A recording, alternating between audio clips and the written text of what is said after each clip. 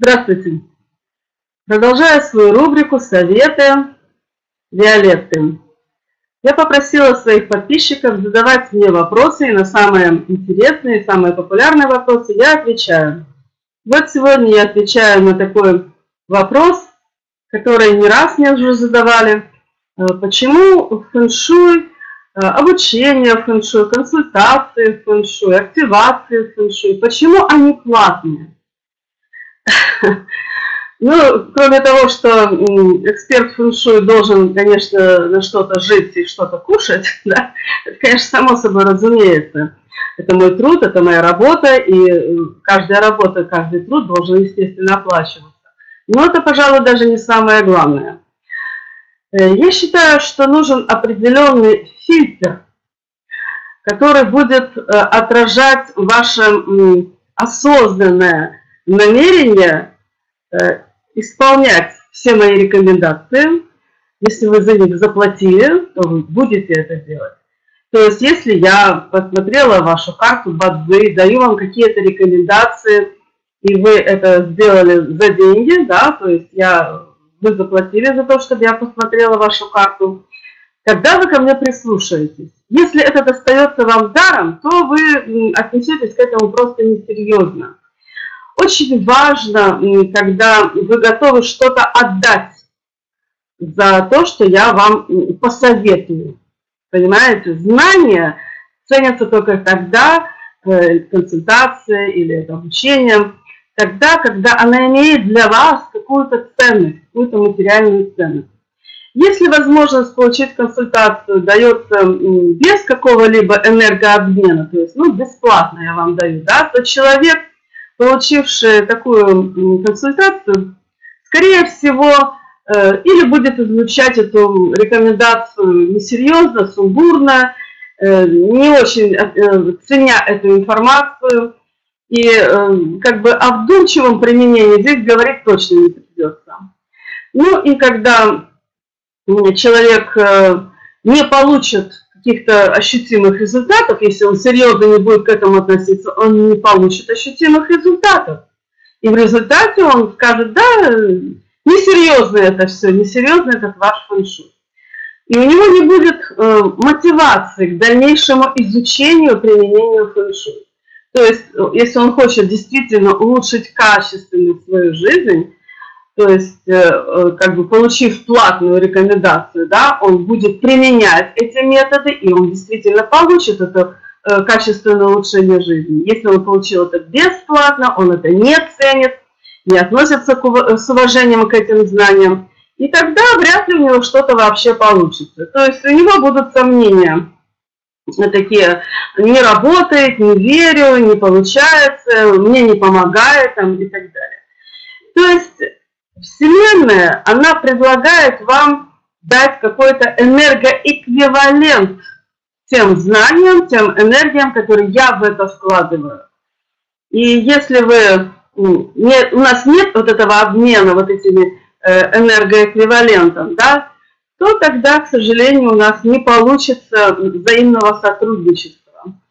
Да, не все готовы отдавать, не все готовы чем-то жертвовать. Многие хотят получать все за даром, ничего не отдавая, ничем не обмениваясь. Вот. Эти люди нарушают закон энергообмена. Они остаются в кармическом долгу перед экспертом, который делится с ними знаниями. Вот. Ну и что самое плохое, они не ценят ни полученную энергию, ни того человека, который эту энергию им подарил. Они засоряют практически энергетический канал вот такими поступками своими, таким обращением, неправильным обращением с полученной энергией. Ну и сам эксперт фэн-шуй, который работает бесплатно, он тоже практически засоряет тот же самый канал. Причем он сам страдает материально, как правило, люди, которые отдают все даром, да, не получают. То есть люди вкладывают энергию, но не получают за это вознаграждение. И Вселенная, в конце концов, решает, что ему вообще просто деньги не нужны. Она лишает этого человека поступления источника денег. То есть в результате сам эксперт, который работает бесплатно, остается практически без поддержки Вселенной. Вселенная ему эти деньги перестает посылать. Вот таким вот образом я считаю, что нужно все-таки нам с вами обмениваться энергиями. Ну, потом не забывайте, для того, чтобы получить эти знания, любой специалист по фэн-шуй тоже очень долго учился и очень дорого платил.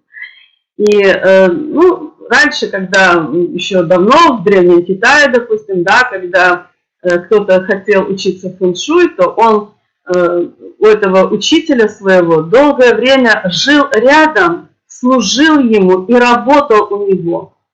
Понимаете? То есть он не платил за обучение, он служил своему учителю, своему мастеру. И воспринимал эти знания, что называется, из уст в уста. Это тоже энергообмен. Таким образом раньше получали знания. Причем это могло быть не просто несколько лет, это могло быть десятилетиями. Вот таким вот образом получали раньше знания. Ну и если еще вспомнить о кармических задолженностях, да, когда у нас происходит такое нарушение энергообмена, то это будет действительно негативное последствие в жизни и эксперта фэн-шуй, и того человека, который хочет получать все даром. Даром получать не стоит, не рекомендую. Не рекомендую. Вселенная существует балансирующий принцип обмена энергиями. Если мы берем откуда-то энергию, материальные предметы, кстати, тоже энергия, то для гармоничного состояния мы должны что-либо равнозначно отдавать взамен, то есть балансировать убыток энергии. Если мы этого не делаем, Вселенная каким-либо образом все равно восполнит эту недостачу сама, забирая у нас этот излишек энергии какими-либо разными способами. Поэтому лучше заплатить деньгами. Это правильно, конечно. Ну и давайте посмотрим хотя бы там, где процветает духовность. Давайте посмотрим на церковь. Да? За молебен платятся деньги, да, даются пожертвования. При обращении к святому мы покупаем свечку в храме. Это тоже наша жертва. Мы платим за эту свечку. Наша молитва – это тоже жертва. Мы отдаем свою энергию, время, да, вкладываем туда веру, чувства свои, эмоции свои. Это тоже энергия. Когда мы просим за своих близких или когда мы поминаем своих покойных. То есть мы что-то отдаем и получаем что-то взамен. Это закон всех сфер жизни. Ну, любой труд, конечно, должен быть оплаченным. Вот я трачу свою энергию, свободное время на работу с людьми. И деньги мне необходимы не только для того, чтобы там питаться, допустим, но и для духовного развития. Да, я тоже прохожу какие-то тренинги, обучение, покупаю книги, семинары. И, естественно, мне тоже для этого нужны деньги. И я за все плачу, само собой разумеется. Ну и потом посвящать себя во благо людям, это, конечно, замечательно, но у нас есть близкие, да, мы их тоже должны радовать какими-то подарками, материальными вещами. И это все, конечно, мир. Ну, так устроен мир. Действительность нашего вот этого материального мира такова, чтобы жить, нужны деньги. Так устроен действительно этот мир. Ну вот, собственно, я надеюсь, что я ответила на ваш вопрос.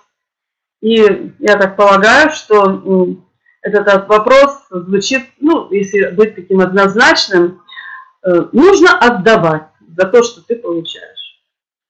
Вот такой вот мой ответ на этот ваш вопрос. Надеюсь, вам понятно, почему нужно платить за обучение, за консультации фэн-шуй. Всего хорошего, до новых встреч. С вами была Виолетта Ковченкова. Всегда ваша. До свидания.